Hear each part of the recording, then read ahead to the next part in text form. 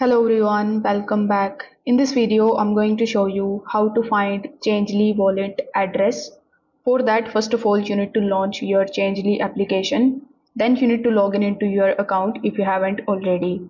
Over here, when you tap on the settings icon here in the bottom right hand corner of the screen, you will be take a look at all of the cryptocurrencies that are available in your account.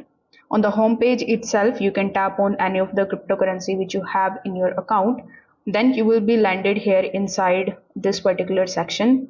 Now over here, if you have that cryptocurrency, you will be able to see a copy button or the receive button first. If you see the receive button, you need to tap on the receive button, and then you will be able to find the wallet address of that particular cryptocurrency. You can copy that wallet address and use in order to deposit the crypto in your Changelly account.